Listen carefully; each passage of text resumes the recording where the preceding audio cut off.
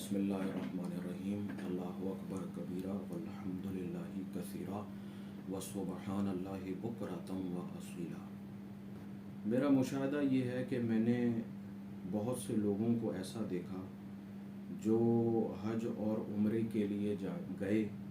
और तमाम अरकान और तमाम चीज़ें मुकम्मल कर लेने के बाद जब वो वापस आए तो उनकी ज़िंदगी के अंदर बजाय नरमी पैदा होने के मज़ीद सख्ती पैदा हो गई, बजाय ज़िंदगी में कुशादगी आने के मज़ीद तंग दिली आ गई। इसकी वजूहात क्या हैं? अच्छा, जो भी बात मैं करने जा रहा हूँ इसका मकसद हरगिज़ ये नहीं है कि मैं तमाम लोगों की बात कर रहा हूँ, बल्कि मैं कुछ चंद लोगों की बात कर रहा हूँ जिनके साथ ऐसा होता है। तो ऐसा क्यों होता है? मिसाल के तौर पर बेशुमार आंखें ऐसी हैं जिन्हें अल्लाह ताला का घर देखने और रोज़ा रसूल पर हाजिर होने का बेहद शौक़ है, बेहद इश्तियाक है, लेकिन वो अपनी मजबूरी और वसाइल की कमी की वजह से वहाँ जा नहीं सकते, उन मुक़द्दस मकामात को अपनी आँखों से नहीं देख सके। ये महरूम आँखें हैं। और कुछ आँखें ऐसी हैं जिनको अल्लाह ताला ने ये तौफीक दी कि वो उसके घर गए,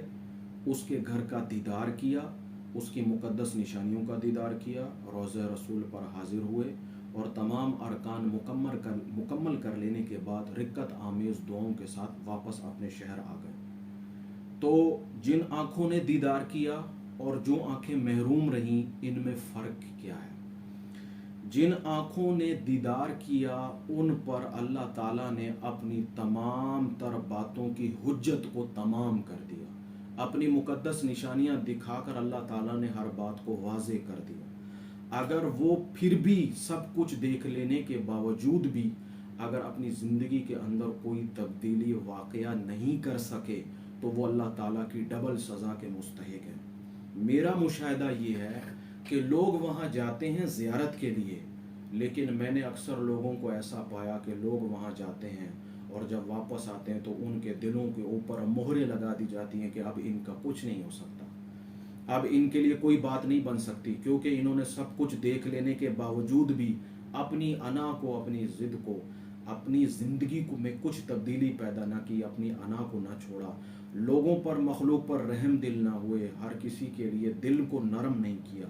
तो जब सब कुछ देख लेने के बावजूद भी इंसान अल्लाह की बात पर या अल्लाह के अहकामात पर अमल ना करे तो वो अल्लाह ताला की डबल सज़ा का मुस्तहिक है,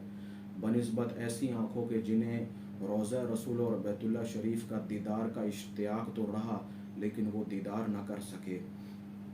तो ऐसे लोग जो हज के लिए जाते हैं उनको ये चाहिए कि अगर वो हज पर जा रहे हैं और वो अपनी ज़िंदगी के अंदर कोई तब्दीली पैदा नहीं कर सकते, वो अपने मामलात के अंदर कोई तब्दीली पैदा नहीं कर सकते, तो मैं कहूँगा कि उन्हें कभी हज पर या कभी उम्रे पर जाना नहीं चाहिए। और अगर जाना चाहते हैं तो इस बात का तहिया कर लें कि उन्हें अपनी ज़ात के अंदर तब्दीली पैदा करनी चाहिए ताकि वो वहाँ जाने का सही हक़ अदा कर सकें। अल्लाह ताला कल बरोज़े महशर ये सवाल कर सकता है कि तुम वो हो जिसको मैंने अपने दर का, अपने घर का, और सिर्फ अपने दर और घर का ही नहीं बल्कि अपने हबीब के दर का दीदार कराया, तुम पर अपनी बातों को तमाम कर दिया, तो क्या ये सब कुछ देख लेने के बावजूद भी तुमने मेरे अहकामात पर, मेरी बातों पर क्यों अमल ना किया? तुमने मेरी मखलूक पर क्यों रहम ना किया? तुमने किसी पर क्यों रहम ना खाया? तुमने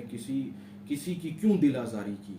तो ऐसे लोग अल्लाह की गिरफ्त में ज़्यादा होंगे बनिस्बत इसके कि जिन लोगों ने बैतुल्लाह शरीफ का ना दीदार कर सके, ना रोज़ा रसूल पर हाजिर हो सके, सिवाय इस शौक़ और इश्तियाक के कि वो देख सकें लेकिन अपनी ज़िंदगी में ना देख सके। खुदारा अगर आप ऐसी नेमत के लिए अल्लाह ताला ने आपको चुना है और आप वहाँ जाते हैं तो वहाँ जाने से पहले तहिया कर लीजिए इस बात का कि आपने अपनी ज़िंदगी को बदलना है, अपने आप को बदलना है, अपने आप से जो लोग मुंसलिक हैं उनके लिए नरम दिल होना है, बजाय इसके कि आप सिर्फ वहाँ जाते रहें और चक्कर लगाते रहें और हाज़िरियाँ करते रहें और आपकी अपनी अमली ज़िंदगी के अंदर कोई तब्दीली वाक़या ना हो। बात को बहुत समझने की ज़रूरत है कि आप वहाँ जाना चाहते हैं ज़रूर जाएं, لیکن اس ارادے کے ساتھ جائیں کہ آپ وہاں سے آ لینے کے بعد جیسے گئے تھے ویسا نہ رہیں گے، جیسے آپ تھے ویسے نہ رہیں گے، بلکہ آپ اپنی مرضی و منشا رب تعالیٰ کی رب تعالیٰ کے سپرد کر کے جیسے اس کے احکامات ہیں اس طرح زندگی اپنی گزاریں گے۔